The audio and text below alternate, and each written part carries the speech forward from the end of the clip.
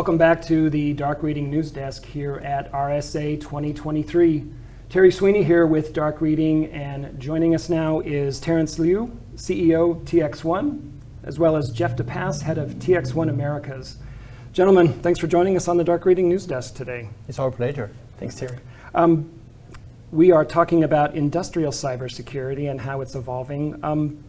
It seems that one of the side effects of the executive order is that OT, operational technology, has really entered into the conversations around security.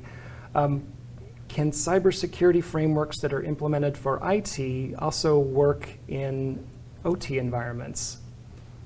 Yeah. You have some thoughts there? I think in terms of framework, there are many similarities. So basically, you need to define what is the crown jewels and how to protect them according to the severity, the priority. So the conceptually they are very similar.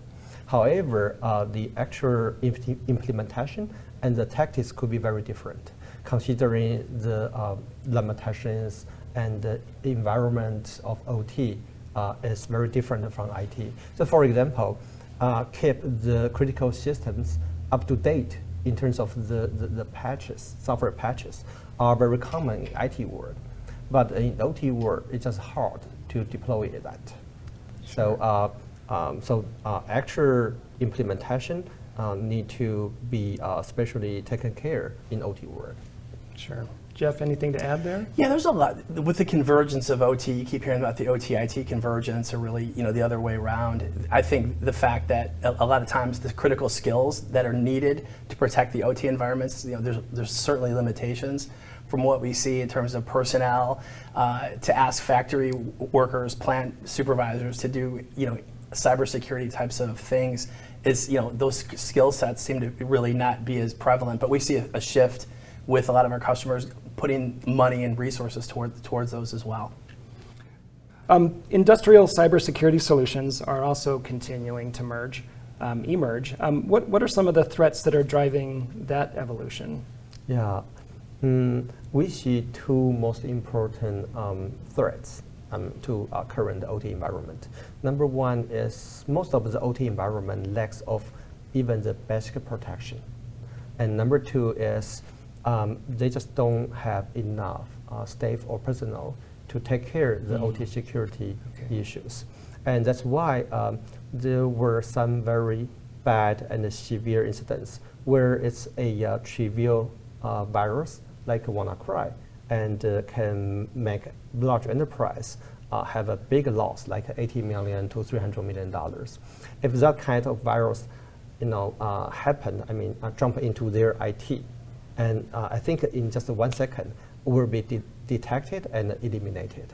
But just because the OT lacks of the basic protection, and so any virus, any worm can cause big trouble, right? So I think in the beginning they need to address the needs of basic protection, like anti-malware, like a firewalling, or virtual patching, intrusion prevention system, those kind of things.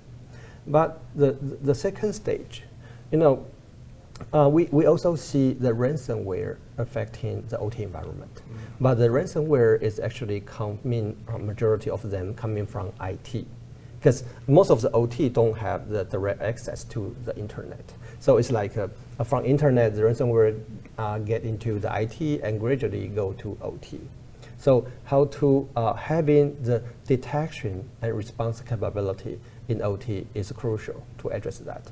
Last but not the least, how about the cyber sabotage, right? Like in the Ukraine-Russia war, right? We see some malware like a Viper targeted on the critical infrastructure. Mm-hmm.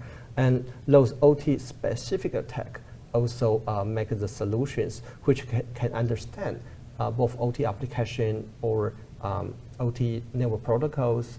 In a nutshell, the solution need to understand the OT operation to really effectively block those kind of OT-specific attack. Let's wrap up with just maybe looking ahead to the future. I'm curious from both of your perspectives, in the next 18 months, what do you foresee as the great opportunities in securing OT technologies? From my perspective, it's just the recognition of, it's kind of the development, the evolution, if you will, of OT, and then the infrastructure, and some of these big events that have come across that are public, with organizations having just-in-time inventories and losing big contracts because they're not able to keep up with the demand because their factories are down. And just the company's recognition that they need to get more skill sets within these plants, within these factories, within these environments that typically are run by folks that are more apt at running machinery but not protecting it. Well, great perspective on the criticality of protecting both IT and OT networks. Terence and Jeff, thanks so much for joining us on the Dark Thank you, Radio Terry. News Desk. Thank you, Terry.